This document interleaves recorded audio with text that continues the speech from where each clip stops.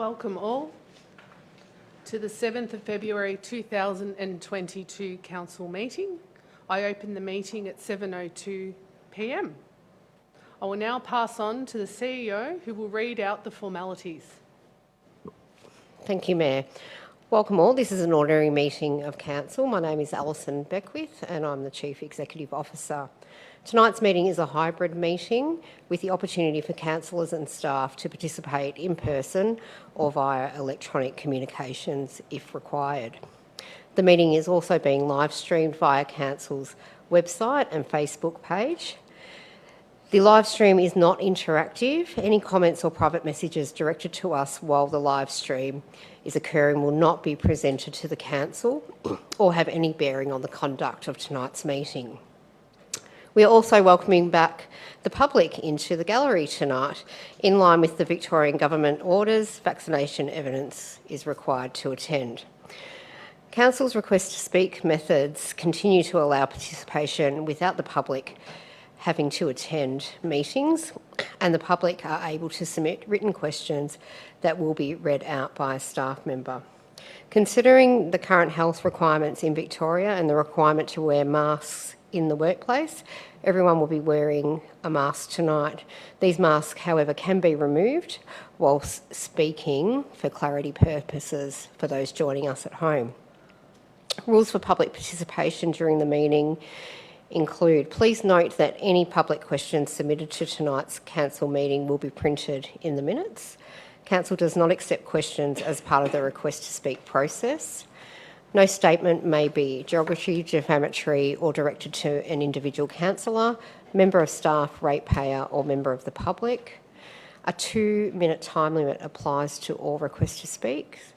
The timer will be used and a warning will sound at the 1.5-minute mark, and officers will sum up in the last 30 seconds if required for statements being read out, and the Mayor will remind those speaking in person if their time has lapsed. I will introduce you to those in attendance tonight. So if I start to my right and your left, if you are watching from home. So we have Darren Bennett, Director of Assets and City Services, Natasha Swan, Director of City Development, Mark Di Pasquale, Councillor, Councillor Peter Castaldo, Councillor Rick Garotti, the Mayor, Councillor Elizabeth Neely. To my left, Gina Burden, Manager Corporate Governance and Communications. We have Councillor Fiona Mitsonikos, Deputy Mayor, Councillor Alison Champion, Councillor Tom Malikan, Councillor Peter Dimorellis, Director of Community Wellbeing, Kath Brackett, and Director of Corporate Services, Mark Gilio. Also here tonight supporting the Council is our members of our governance and IT teams and our JETS team coordinating our live stream this evening. We thank you for participating in tonight's meeting. Thank you, Mayor. Thank you, Alison. Our meeting is being held on the traditional land of the Wurundjeri Woiwurrung people, and on behalf of Banyule City Council, I wish to acknowledge them as the traditional custodians. I would also like to pay my respects to the Wurundjeri Woiwurrung elders, past, present and emerging, and to acknowledge other Aboriginal and Torres Strait elders joining us today. Council is committed to and values diversity within our community. I will now read Banyule's diversity statement that demonstrates our commitment. Our community is made up of diverse cultures, beliefs, abilities, bodies, sexualities, ages and genders. We are committed to access, equity, participation and rights for everyone, principles which empower, foster harmony and increase the well-being of an inclusive community. So apologies for councillors. Councillor McKern was here earlier and had to leave. She had an urgent personal matter. Confirmation of the minutes of the ordinary meeting of Council held on the 6th of December 2021. Can I please have a councillor to move and second? Moved, Councillor Malikan. Seconded, Councillor Garotti. I now put the motion. All those in favour? The motion is carried. Are there any disclosures of interest? No disclosures of interest. There is one urgent business item. Councillor Castaldo submitted an urgent business item in relation to the approval process for the proposed development at 321 Lower Heidelberg Road and 1 Maltravers Road, East Ivanhoe. I hope I pronounced that correctly. Councillor Castaldo, please move why the item is urgent and cannot wait until the next meeting. Thank you, Mayor. Planning permit P1332 2018, proposed development of land at 321 Lower Heidelberg Road and 1 Maltravers Road, Ivanhoe East, for an aged care facility, among other land uses. The application was refused under delegation on the 9th of September 2019. There were 235 objections to the proposal. Development of the site is now being pursued through the Department of Environment, Land, Water and Planning, and with the Minister of Planning being the responsible authority for the application. Council would be a respondent to this application rather than the decision maker. It is considered that it is not appropriate for the proposed development to be facilitated through a fast-track process and should be subject to the normal public information, consultation and decision-making processes where the Council is the responsible authority and the third-party appeals right for any other objectors, where there are. DELP are currently advising residents of the process and are seeking feedback from residents surrounding the subject site. DELP have confirmed that it will not host an information session as part of the notification and request for feedback. Formal notice that the proposal has been recommended for accelerated assessment and determination by the Development Facilitation Program, DFP, was received on the 7th of February 2022. Council will get the opportunity to provide a submission in relation to the merits of the proposal at the Council meeting on the 28th of February 2022. However, it is considered that concern in relation to this process, where Council will be a respondent rather than a decision maker, must be addressed as an urgent matter this evening. Thank you, Councillor Castaldo. Is there a seconder? Seconded, Councillor Melican. I now put the motion to allow the urgent business item. All those in favour? The motion is carried. I now need a councillor to move the urgent business item. Moved, Councillor Castaldo. Please read out the motion. Thank you, Mayor. That Council write to the Minister for Planning and the local state member advising that it is considered that it is not appropriate for the proposed development to be facilitated through a fast-track process. The development proposal should be subject to the normal public information, consultation and decision-making processes where Council is the responsible authority and there are third-party appeal rights for any objectors. Number 2, host an information session during the notification period and before Council meeting on the 28th of February 2022 so that residents have an opportunity to understand the proposal and approval process being entertained by the Department of Environment, Land, Water and Planning, DELP. 3, notes that it is intended that a submission will be referred to the Council meeting on the 28th of February 2022 outlining an assessment and position on the proposed development. So moved. Thank you. Is there a seconder? Seconded, Councillor Champion. Councillor Castaldo, would you like to speak to the item? Yeah, thank you, Mayor. This is a completely inappropriate process that takes away the ability for us as a council and the residents in Banyule that are affected by this very significant scheme to be part of a fair and balanced process where everyone has time to put in their thoughts, their objections, and it goes through a due process through the public notification, then to council to make officers to make a recommendation, then through council, and if still it is against the, there's the opportunity to appeal it at VCAT. But through this process, the state government gives itself the ability potentially to change land zoning and also give a permit to the developer without any of those regular and important processes to enable an outcome that is fitting with the community's aspirations. So from my perspective, we needed to bring this through to council as an urgent item. We need to let the minister know for planning, the local minister as well, how inappropriate it is, and it's not a good, not likely to lead to a good outcome. But what we do need to do now is engage in the process in the best way possible to represent our community and hear what their thoughts are on the new scheme being proposed. They haven't even seen it, and the minister is only giving them till the 28th of this month.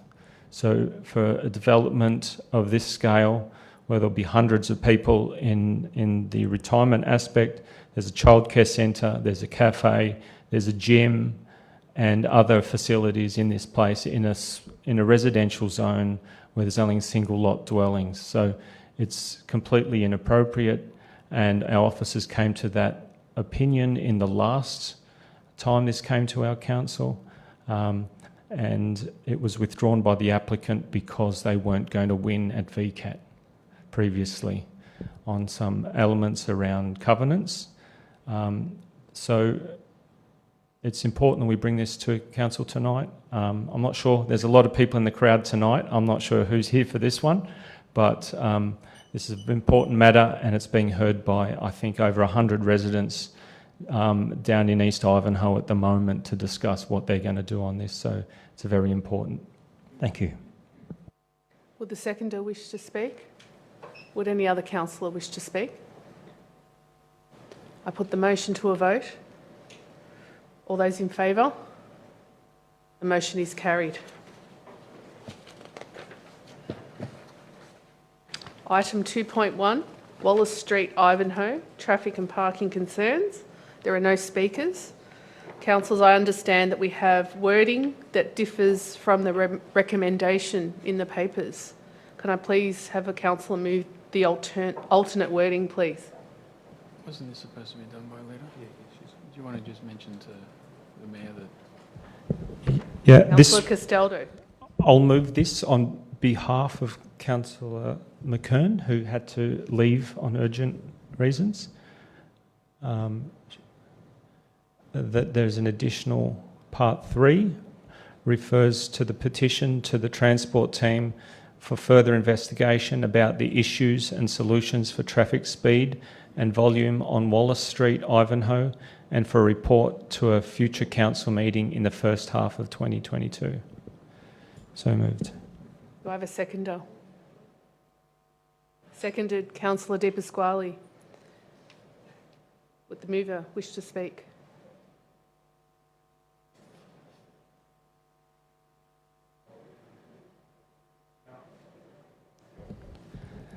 It's an urgent business for Councillor McKern, and she's prepared something and she's taken a lot of time to provide a response to the community on this, so I thought it's essential that I be able to provide that.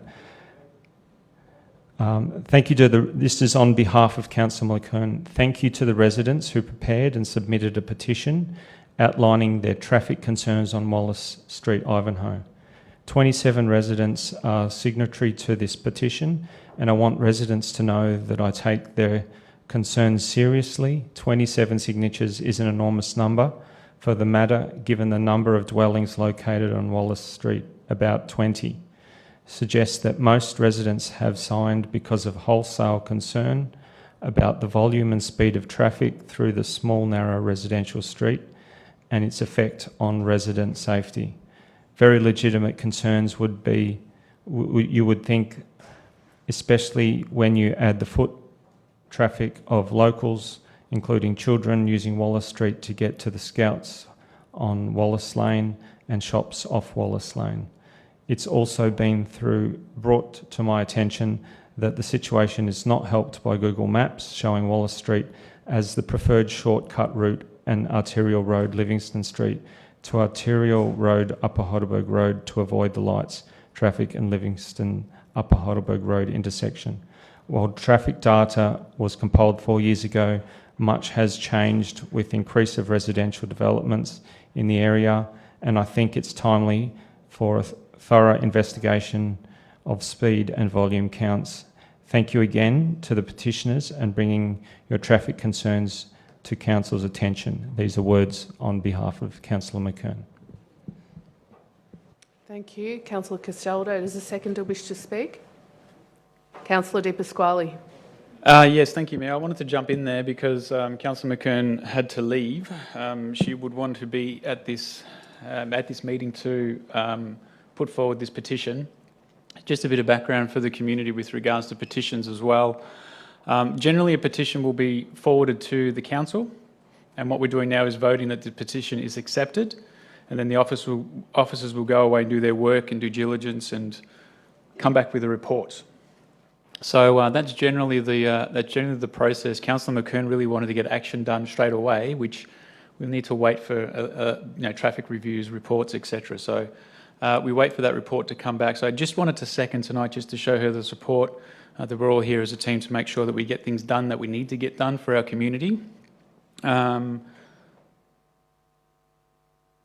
other point I did want to raise too, Mayor. It's escaped my mind.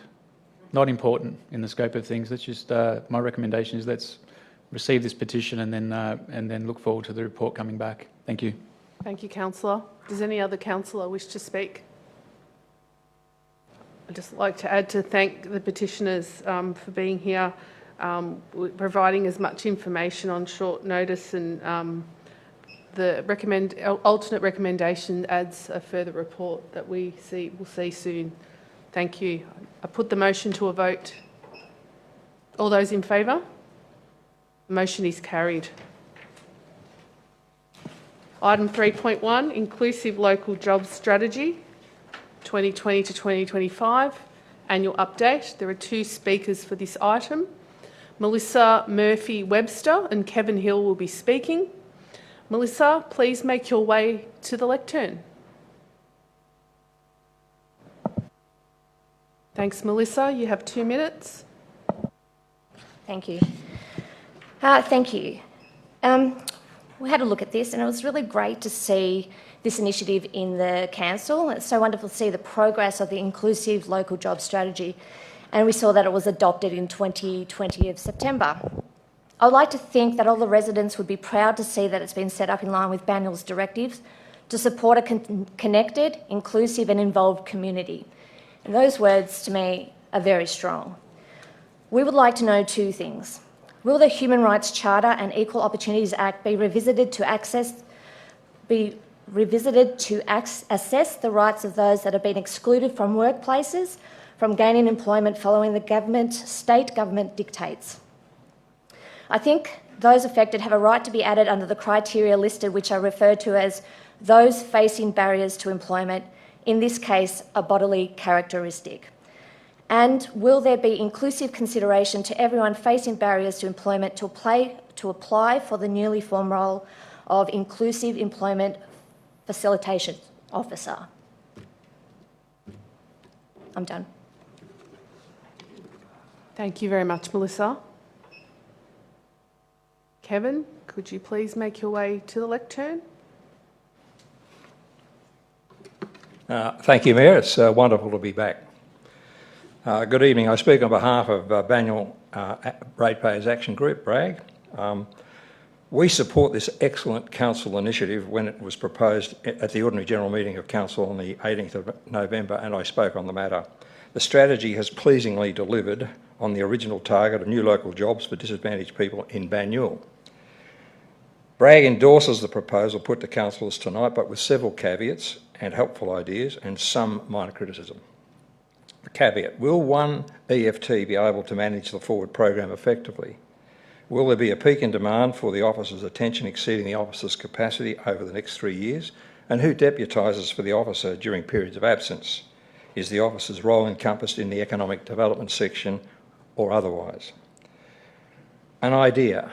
Somali Voice Victoria recently fired up and it's looking for assistance at Shop 48, and I'm wondering if some of the interns or graduates might be made available to assist in researching and preparing grant funding applications.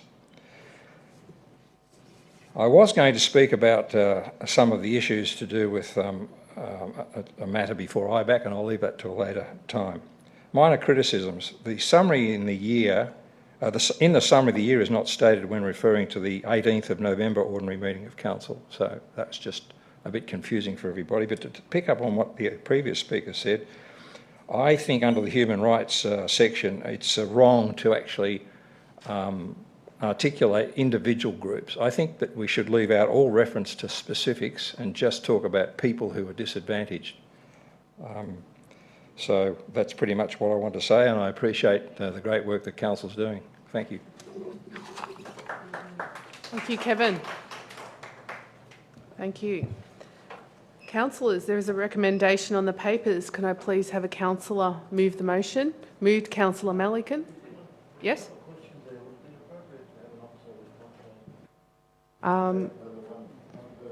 Sorry, Councillor Malikan, if you could, I can't hear you. Well, sorry, your microphone.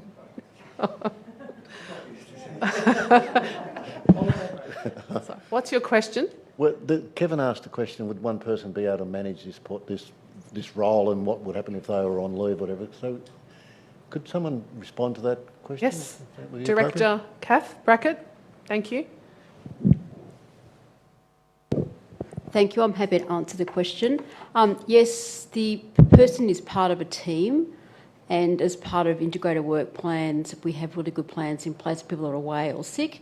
And as different teams have, highs and lows in their work plan and their workflow, the teams work together to achieve the outcomes. So the answer is yes. Thank you. Any other questions? So there's a recommendation. Do I have a councillor to move the motion? Moved Councillor Malikan. Do I have a seconder? Seconded Councillor Garotti. Councillor Malikan, would you like to speak to the item? Yeah, I'd like to thank the speakers for their input this evening, and some of those suggestions we'll take on board, because should we be specifying groups, or should we be saying this is open to anyone that feels disadvantaged or unable to seek worthwhile employment? But this program has been enormously successful. I know you could put forward the argument now that there's fairly full employment, and why would council continue this? Well, you've got to talk to the people that are involved, the encouragement, the support that this program provides. And for some people, this is a once-in-a-life opportunity to get into the market, into the jobs market, and once in there, a whole new world opens up for them. And you can see that in their expressions, you can hear that in their stories, how they've applied for hundreds of jobs and never got an interview, how this has changed them, given them confidence. But the big thing for this program for me is that the impact on other staff who realise they work for an organisation that does care for people and look after people, and they get a kick out of coming to work because they know that what they're doing is helping other people enter the labour market, get on with their lives and achieve things. So it gives everyone in the whole organisation a thrill, I think, to be part of this program. So I'm very happy to support it. An excellent report, but I think the value of this, there's some figures in that report, but I think the value of this program goes well beyond that, and the benefit it provides for the people that not only get a job but for the rest of the organisation as well. So very, very pleased to be part of a council that does this, and I'd like to thank Councillor Garotti. It was his initiative that kicked this off, and it's been a huge success in my view. Thank you, Councillor. Does the seconder wish to speak? Thank you, Mayor. I'll make a couple of brief comments. Firstly, thank you, Melissa. I think this might have been the first meeting that I recall you attending to speak, so I appreciate your comments and feedback, and as well, Mr. Kevin Hill, always appreciate your contribution. Councillor Malikan mentioned that we're at full employment, and from an economic perspective, you might query the benefits of this program. But what this does is full employment is people who are already in the labour force. And what this program does is actually expand the labour force and helping people who are at risk of exiting the labour force, or in many, many cases may never have entered the labour force at all, were it not for the opportunity to get their first job, their first opportunity with council. And I think that what we're seeing at the moment, particularly with COVID and the restrictions still on international migration, is a real tightness. And one of the solutions has been, well, training up people in Australia, training up people who are outside of the labour force, giving them a go to respond to the challenge. And I think this program does that. So it's been a real success locally. And I know through our CEO and Mayor, we're really advocating for the rest of the sector in Victoria to look at it. We think that, you know, not only does it deliver real tangible benefits for the people who go through it, real benefits as well for us as a council, we benefit from their skills and expertise. But if employed across the sector in Victoria and done on a large scale, it could actually have a contribution in expanding our labour force in what's really tight circumstances at the moment. So really happy to commend this and really looking forward to our CEO continuing to advocate for it in the sector. Thank you, Mayor. Thank you, councillor. Does any other councillor wish to speak? Without being too repetitive, I just love pointing out the main things that this is helping vulnerable people in our community on a path to work. So it's about creating 100 local jobs, and it's absolutely life-changing for those people.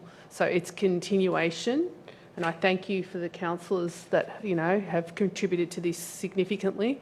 Its continuation is key for Banyule. Thank you. I now put the motion to a vote. All those in favour? The motion is carried. Item 3.2, Social Enterprise Strategy 2020 to 25 Annual Update. There are no speakers. Councillors, there is a recommendation on the papers. Can I please have a councillor move a motion? Moved Councillor Mitsonikos, seconded Councillor Champion. Councillor Mitsonikos, would you like to speak to the item? Thanks, Mayor. I love the social enterprise strategy. It's helping vulnerable members of our community to gain new skills so that they can carry forward to gain themselves employment with local businesses. This strategy has helped change the lives of local people who have struggled to find employment. It's given them a purpose, built their confidence, and given them extra skills that they can use in the future when they want to advance their careers. It's also changed the lives of their families. And there are also many benefits to having a diverse background of people working in our local community. I'm sure there's probably many parents, or anyone really, who's grabbed a coffee while watching the kids play at Possum Hollow Playground, or grabbed a coffee at the little social cafe while waiting for a train at Rosanna Station. I'm personally looking forward to the Belfield Community Hub Cafe opening so that when we go over to Ford Park, which has obviously just had a recent upgrade, I can grab a coffee, let the kids run amok and enjoy it. Banyule Council, I think, has created a great social enterprise strategy, and I look forward to the expansion over the coming years and to see how many more people we can help. I'm more than happy to buy a coffee or lunch knowing I'm supporting local businesses who are also supporting locals. Thanks. Thank you, councillor. Does a seconder wish to speak? Does any other councillor wish to speak? I put the motion to a vote. All those in favour? The motion is carried. Item 3.3, Advisory Committee's Report, Quarter 2. There is one speaker on this item. A written statement will be read on behalf of an anonymous submitter by Mark Gilio, Director of Corporate Services. Agenda item 3.3 is confusing and incomplete, and the roles and scope of the committees needs revision. This item fails to include reports from the Environment and Climate Action Advisory Committee, Age Friendly Committee, Child, Youth and Family Committee. The agenda fails to give any explanation for these omissions. Why have these reports been admitted? Have the committees been meeting? The list of committees cited on the Banyule Council website and this agenda item do not match. The item includes a report from the Inclusive Banyule Advisory Committee, yet there is no mention of this committee on Banyule Council website. There is a Disability and Inclusion Committee mentioned on the website and a report from this committee included in the agenda. The names of these two committees suggest they have similar roles and scope within Council. Is it financially responsible to have two very similar committees advising Council? Thank you. Thank you. Councillors, there's a recommendation on the papers. Can I please have a councillor move a motion? Mayor, if I may, I Yes. was just going to request, perhaps in response to that speaker, some feedback from an officer, if that was possible. Yes, that's possible. Can we have some feedback? Director. Thank you, Mayor. In relation to the question about whether or not the committees are meeting, it's a matter of timing. Those committees are either meeting this week or next week and we're picked up in the next reporting cycle.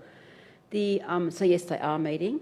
And the Inclusive Banyule Advisory Committee is an overarching committee consisting of key stakeholders and partners, including representatives from the population committees, of which the Disability and Inclusive Committee is. So in fact, it's not a repetitive, it's kind of a value add to all the other committees as well.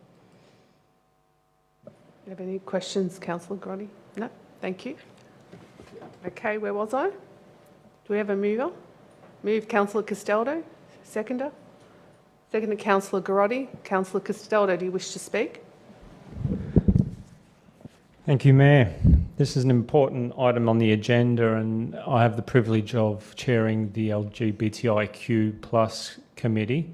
And I always like to see something come out of these committees, and there was a recommendation this time around the inclusion of another group within that community. And I'll just read it out a little bit because we're talking about inclusion. We've come up with a diversity statement at the start of the meeting, and I think this is another example of where we're continuing to increase the inclusion around, and in this case, the LGBTI committee on October 2021 recommended that Council consider adding an A to the acronym, which stands for asexual and aromantic, or shortened to ACE. Asexual is not feeling a sexual attraction, but people can still feel romantic attraction. Aromantic is not feeling romantic desire. There is a spectrum and overlap between these. Many organisations are adding the letter A to their acronym in recognition of this group, as ACE can be an isolating experience. However, it is also important that steps to ensure that the ACE community are included so that the addition of the A to the acronym is meaningful. Now that in effect changes both the name of the committee. It also changes the way we do public consultation as we enact the strategy in this community, and the committee will now be known as LGBTIQA+ committee. It has been growing over the years, and what it does is demonstrate the importance and the diversity in our community. Thank you. Thank you, Councillor. Does the seconder wish to speak? Yeah, just very briefly, as Chair of the Disability Inclusion Advisory Committee, noting that currently underway is the Disability Action Plan and consultation for that. So obviously the committee's fully engaged and they're going out to their community for input, but just with the size of the gallery here tonight, thought that that was worth flagging. So if there's anyone you know within your communities or people who might be interested, please connect in with us and have your say. Thank you, Mayor. Councillor, does any other councillor wish to speak? I just might add a few comments. I'd like to note the wonderful work from the community for their input, the council staff for their hard work, and the councillors for joining these committees and chairing these committees, particularly on an area of focus that they're not, an expert in. It gives them and us and the community an opportunity to listen, discuss issues, and feed that information back to council, as was just done by Councillor Castaldo. So these are the links that are very important with the community that we are strengthening and which makes them so important. Thank you. I now put the motion. All those in favour? The motion is carried. Item 3.4, Domestic Animal Management Plan 2022 to 26. There are no speakers. Councillors, as a recommendation, can I please have a mover? Moved Councillor Di Pasquale, seconded Councillor Champion. Councillor Di Pasquale, do you wish to speak to the item? Yes, Mayor, just a couple of notifications for the public. Well, as part of this plan, this is 2022-2026. Hopefully the public, especially the Banyule public, are understanding that the Cat Protection Society has fully been updated and fully functional in Greensborough and has been that way for the last year. Very important for this municipality because other municipalities use that service as well. So to home cats, there's a, I suppose if it's left to their own devices, or sometimes community members don't look after their cats as well as they possibly should or could. There's certain situations where we get into where we need help sometimes. So this is when organisations like the Cat Protection Society can help. There are many other residents in the community who can also help. So really, this plan has been put together to make sure they're all managed across all domestic animals, not just cats, but also dogs, etc. So we have been having some great discussions with regards to dogs in community facilities, areas, parks, paths, etc. We've also spoken about cats as well. So I look forward to this unfolding as it goes over the number of years. Thank you, Mayor. Thank you, Councillor. Does a seconder wish to speak? Does any other councillor wish to speak? Councillor Melican? Yeah, thank you. We did have a bit of a discussion about the cat curfew, and I know some councils have implemented that, and it's been reasonably successful in some parts, but other parts it's caused nothing but trouble. And I think our approach here is to make sure that we manage the cat situation and provide services which prevent many of the problems that the cats running wild at night time do occur. So I think we've got the balance right there, and there are also other issues, and it's been highlighted through the COVID process with people in the parks, and their parks have been getting excess use, and a lot of people, there's been a bit of conflict there, so we need to manage that carefully.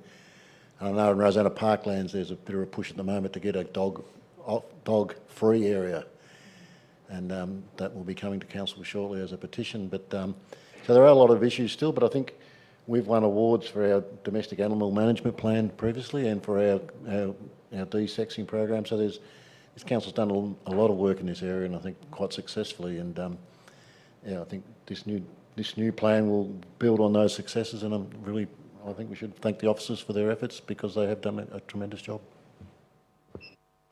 Thank you, Councillor. Does any other councillor wish to speak? I now put the motion. All those in favour?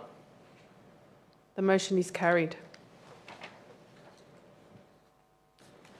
Item 4.1, Council Title Project Stage 2, Vesting of Reserves. There are no speakers. There's a recommendation. Could I please have a mover?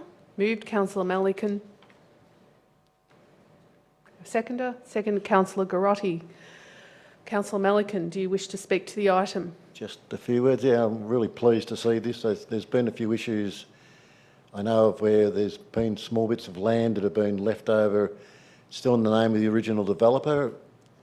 Council maintains them, but there's been issues and disputes between neighbours about claiming old drainage reserves, old right-of-ways, and this really cleans it up and makes sure that those pieces of land that are used for drainage or for right-of-way cannot be subject to compulsory acquisition, or not compulsory, for adverse possession, because once they're in the council's names, then they are prevented from that sort of procedure being successful. So it's tidying up these titles, putting them into council's name so we can manage them correctly.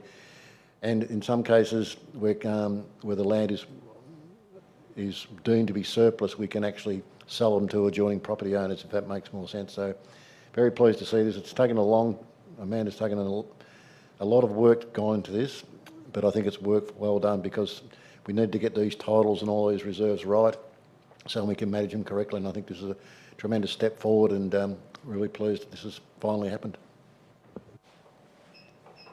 Thank you, councillor. Does the seconder wish to speak? Councillor Grotti? No. Does any other councillor wish to speak? Put the motion to a vote. All those in favour? The motion is carried. Item 5.1, proposed state government changes to Res Code. There is one speaker for this item. A written statement will be read out on behalf of Kevin Bigini by Darren Bennett, Director of Assets and City Services. I find this matter quite welcome in consideration of the effect it will have on the general community. I refer to page 32 under the title of Council Plan, and I quote, "This report is in line with Banyul's Council Plan strategy to deliver well-designed places and spaces that enable stronger connections and livability to meet the diverse needs of our current and future community. This is well said, as it is in line with my wishes for these spaces and places within Banyul. I particularly applaud the desire of Council to see that the concept of neighbourhood character is held in importance and to protect the municipality from developments that will not fit in with these streetscapes of the established areas. Citizens can be afforded by the imposition of designs that have no compatibility with that which has existed for some time. Any weakening of local planning policy may be countered by a council that has the courage to strive to deliver a good outcome for its citizens." Thank you. Councillors, there's a recommendation on the papers. Can I please have a mover? Moved, Councillor Melican. Second, Councillor Castaldo. Councillor Melican, would you like to speak to the item? I will say a few words. Yeah, very disappointed this has come to this. I can understand the state government's concern of trying to get a bit more consistency across the planning scheme, but people move into an area because they like the feel of the area, they like the character of the area, and they'd like to preserve that, and that's perfectly understandable. I think this goes a bit too far by trying to make common rules that will apply to all areas, whereas our neighbourhood character is very place-specific and supports, it actually supports some development, but making sure that it doesn't contradict. And previously we had to prove an item tonight coming up where they talk about the neighbourhood character, and that's why it's so important that we understand those characteristics of an area and we try and preserve it. And the other thing they're trying to do is speed up the whole planning process, which I think is just so totally wrong. A building will be there for 50 or 60 years. If it takes a little bit longer to get the planning right to enable people to make considered requests or considered objections to a proposal, that's fair. That's the way it should be. Residents' rights to have input into the way the area changes and develops is vital. And if you don't allow that to happen, people will just get upset. You allow people to have input, their input changes things, the people that move in will be welcome.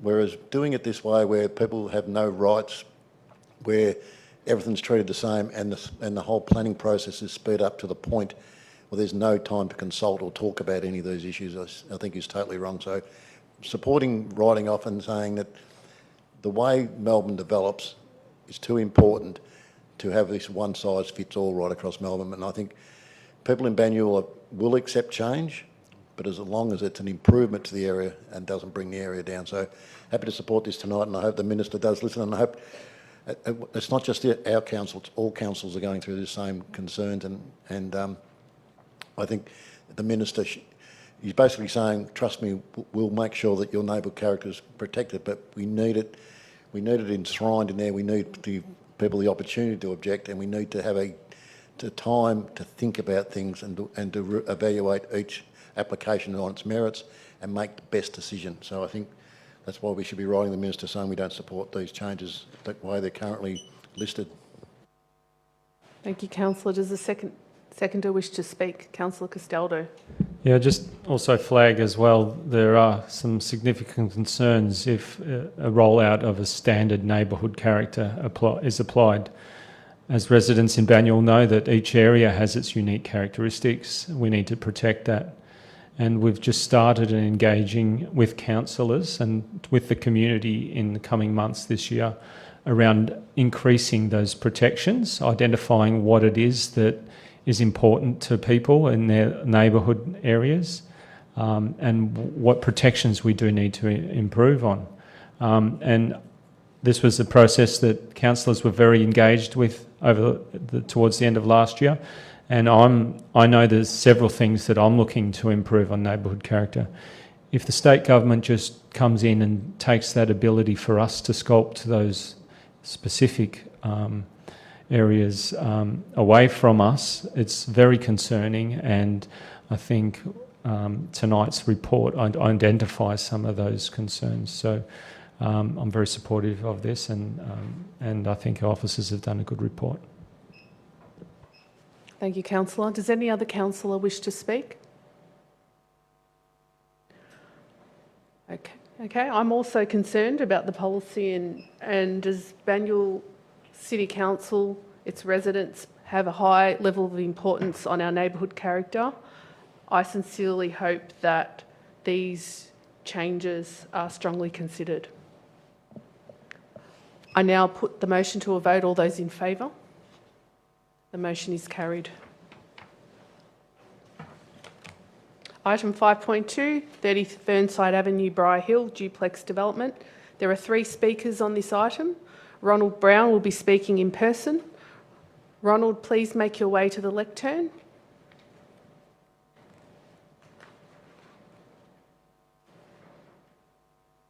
Thanks, Ronald. You have 2 minutes. Thank you. I'll chop some paragraphs to get there. I stand before you tonight because I don't tick every box on a policy framework that was drafted in 2009, enacted in 2012, over a decade ago, long before the climate crisis was even a buzzword, let alone today's reality. Quick background, I'm an architectural filmmaker. I've made over 200 documentaries about sustainable architecture over a period of 45 years. On selling up in the inner city, we looked for an area in Melbourne where we wanted to build a family home, and we thought Fernside Avenue, Briar Hill was a perfect spot, and we believed that we would get the support of local council and the local community to do what we were hoping to do, a carbon zero, net zero house. We've embarked on that process and we've discovered a few home truths. The first is that carbon net zero houses are very expensive, but the second is that while everyone seems to say they're a great idea, there are many impediments to actually being allowed to do it. I joined the HIA. I've studied for 2 years for a residential construction diploma. I enrolled in the University of Tasmania's Sustainable House Design Diploma, and I've talked to literally hundreds of thought leaders about how to achieve affordable best practice in environmentally sustainable home design. What I've learned is that all the tools and materials are already here. We can achieve 9-star energy rated homes right here in Banyule. It can be done now. However, there are caveats. Most revolve around the restrictive planning requirements, and while I well understand and respect the need for Res Code, Australian standards and building codes and the role of local government in enforcing these through planning legislation, there's another layer of regulation that I did not at first appreciate, and that is neighbourhood character policies imposed on developers. Strictly speaking, I've become a developer as I need to build 2 dwellings on my block to cover building costs of my carbon net zero home. And in dealing with all the issues in the planning requirements, I believe we've come up with a very, I would call it, I say, elegant solution for my block. There are a number of errors in the planning department's response to my application. I'll bring those to your attention now, but I can't cite them in detail because time doesn't permit. There's factual errors and matters of opinion in regard to plantings, crossings, sunlight, permeability, overlooking and other matters. But the nub of the issue appears to be our duplex scheme. To have our permit refused because we've designed side by side rather than tandem on our block seems illogical and impractical and is frankly out of date. One concrete example, my new design can reduce the concreted outdoor areas of my site from the current 221 square metres to only 21 square metres, lowering heat island effect and increasing permeability. If you could sum up, Ron, yes, please. I will. A tandem design would not. Here's my final paragraph. The current 13-year-old neighbourhood character policy is based on an historical trend to sell off the backyard to generate retirement funds or stop greedy developers chopping down trees. It was drafted before most of the solutions that I propose even existed. It should not compromise the exciting future ahead for Banyule housing. The Bush Garden precinct must include carbon net zero homes among the trees. I've informed 100 neighbours of my plans by mail. Not one neighbour has formally objected, to my knowledge, and I humbly ask the Council to support my concept and approve my planning application. Thank you. Thanks, Ronald. A written statement will now be read on behalf of Kevin Bugini and a joint statement by Hannah Mackay, I hope I pronounced that right, and Jacob Cruden by Kath Brackett, Director of Community Programs, and Mark Gilio, Director of Corporate Services, respectively.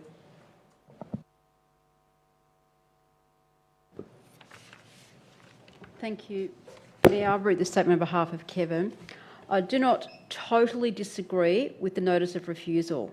Fernside Avenue lives up to its name and is a pretty and pleasant street that I'm sure is held in regard by the residents.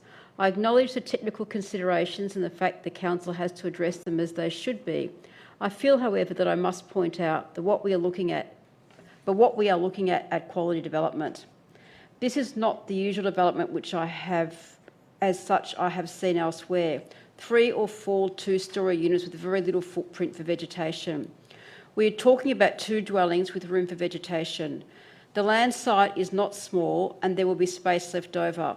The 2 dwellings will be new. Finally, I point out that there are no objections. Thank you, Director. Director Gilio. We are Jacob Cruden and Hannah Mikic, the owners of Unit 4, 26 to 28 Fernside Avenue, Bry Hill, Victoria 3088. We're writing to support the planning application of 30 Fernside Avenue, Bry Hill. We support the plans for 30 Fernside Avenue for the following reasons. 1. Use of the block. We find the proposed use of the block will be very enjoyable for the occupiers. They will have nice entrance from the road, but also a backyard. This appeals to us and was what sparked our interest in this property. We ourselves inquired on the price of one of the dwellings. 2. The plans are very considerate of the neighbours. All the window placements ensure the privacy of our own dwelling, which we appreciate. It also gives our block only 1 set of neighbours, not 2, which is preferable for sound and privacy. 3. Appealing design. We really like that the front design of both townhouses appears like one house. It is a very thoughtful approach and quite an elegant use of symmetry. 4. Sustainability. Ron has put so much effort and research into ensuring these dwellings are highly sustainable. We need more of this approach in today's designs, and we think this type of property would bring great value to the area. We hope this wonderful project does proceed as planned, and we look forward to welcoming our new neighbours upon completion. Thank you, Mayor. Thank you, Director. Councillors, as a recommendation, can I please have a councillor move a motion? Moved, Councillor Malikan. I'm happy to second this. Councillor Malikan. Yeah, thank you. First, I'd like to thank Ron for his very good discussion.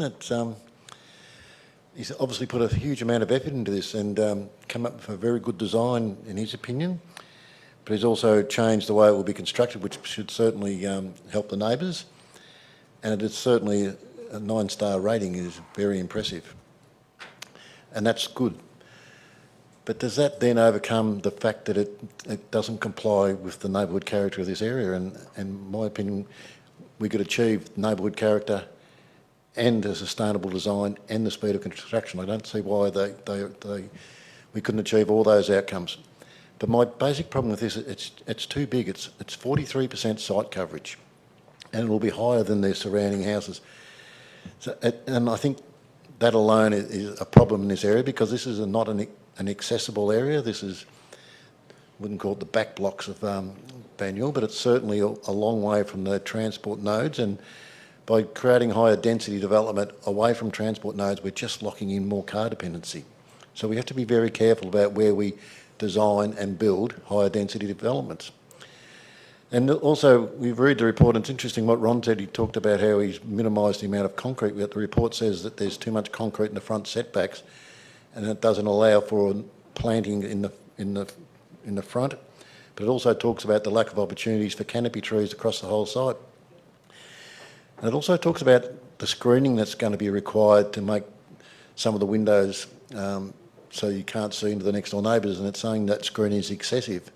So when you see those sorts of things in a report, you start to think that this is too big and too high. But then it also talks about the lack of natural light into some of the dwellings, and that really highlights that, is this the appropriate outcome for this site? And I know there's some advantages of duplex, but there's also some disadvantages. And if we talk about neighbourhood character, which we did in the previous item, we have to make sure that whatever we build matches that neighbourhood character, and duplex in this site is a complete change to the neighbourhood character of this area. So while I do appreciate Ron's efforts to try and get this to be a sustainable building, and I applaud him doing those things, but the basic problem and why I think this application should be refused, it's basically too big for that site. And for that reason, I will support the officer recommendation tonight. Thank you, Councillor. And thank you to Ronald, sorry. I like to acknowledge also the positives of this being the ESD initiatives and the prefabrication of the build resulting in a higher score for innovation.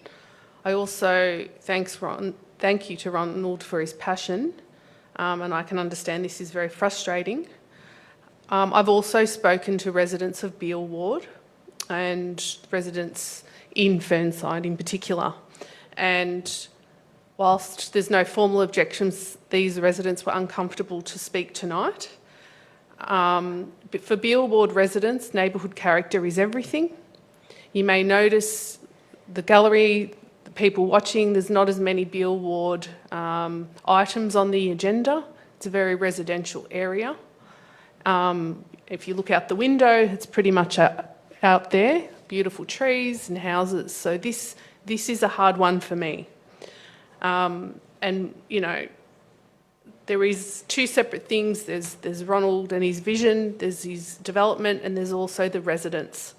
It's just for the residents, for myself, too big, greater than 8 metres, dominant for the space. Not to mention there are wonderful aspects of the environmental design. I'll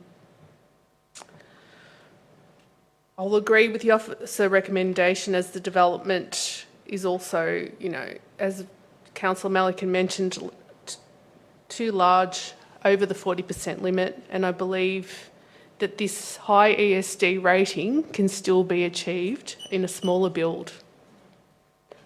Does any other councillor wish to speak? Councillor Castaldo. Firstly, thank you, Ron, for speaking this evening and the other people that put submissions in. I did read the report, and it was a difficult one for me, since I strongly support developments that want to do good for the environment. And on those grounds, on first consideration, I thought, congratulations, this is good. This is exactly what we need. But when I assess it on a broader perspective across all of the multiple criterias, we need to assess it. Now, I am completely in alignment with you, Ron. Sometimes neighbourhood character is detrimental to delivering good outcomes.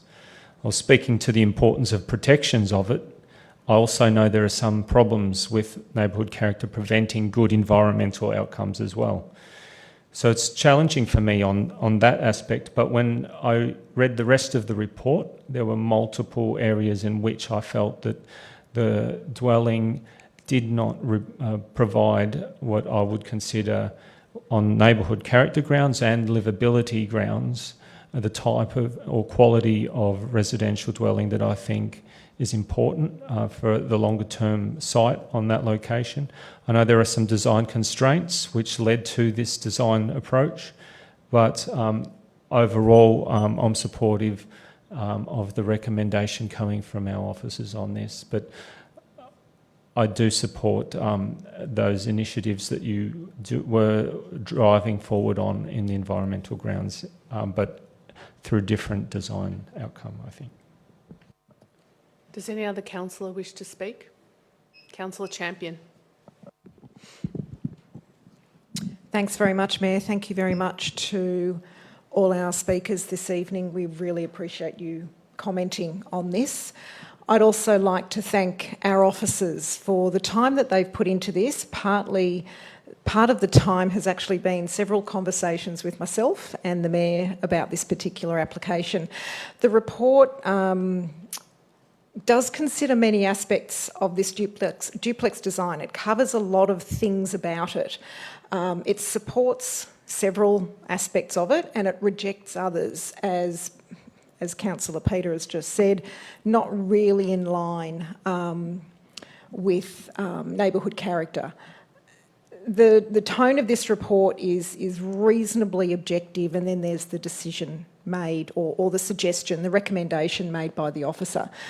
The thing that's challenging is this development does challenge council's policies about the possibility of duplex developments. It also allows further consideration and discussion of that. It actually demonstrates courage in designing and potentially constructing using extremely environmental features and materials. Now, some of these materials are rarely used because we're really starting to focus on, the climate change and the impact of our construction and design and materials on that. So we don't see a lot of examples of these at this point. I believe they will become commonplace in the future. But somehow, someone has to start the ball rolling, and this is a really good example of a development that does that. We will be placing more and more importance on environmentally friendly construction materials and climate change as a whole coming into the future. So thank you to all of those who've contributed. We would have loved more people to contribute publicly who support this application.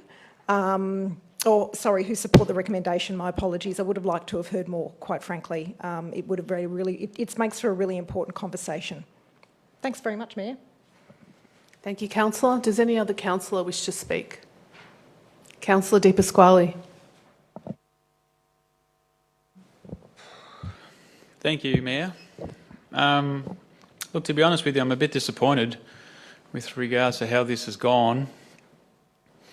Here we have a situation where we have neighbourhood character, where we have duplexes which are effectively opposed to our neighbourhood character. But there are instances where we have okayed them and when there's been reason to have them. So it's really, really disappointing that we have a recommendation by the officers who pretty much have to refuse this because it's a duplex. And you can't put the two dwellings separate, and we have certain guidelines that two residents or dwellings need to be separated by a certain space. So there's plenty of evidence for refusing this, plenty. But the other side of the coin is there's plenty of evidence to say why can't this happen or why shouldn't this happen. Here we have the officers in this report not coming to us as councillors saying, look, here is an example of a 9-star rating building or dwelling, and this is what we're aspiring to in the future. We're not hearing that, and I'm not seeing an alternate recommendation which I can vote for to grant this permit, because I would dearly love to. What we are hearing is we're hearing why we can't do dwellings of this kind, duplexes. And the interesting thing about it is this will probably open up a conversation about whether duplexes are appropriate in the future. So whether our guidelines need to change.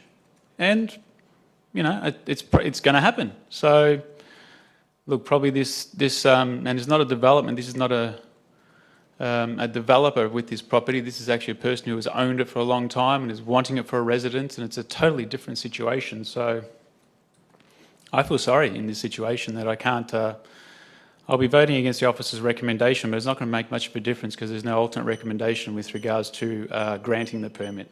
Thank you, Mayor. Thank you, councillor. Does any other councillor wish to speak? I put the motion to a vote. All those in favour? Against? The motion is carried. I'm just going to have a 5-minute recess. Thank you. Councillors can remain here and we'll have 5 minutes. Thank you.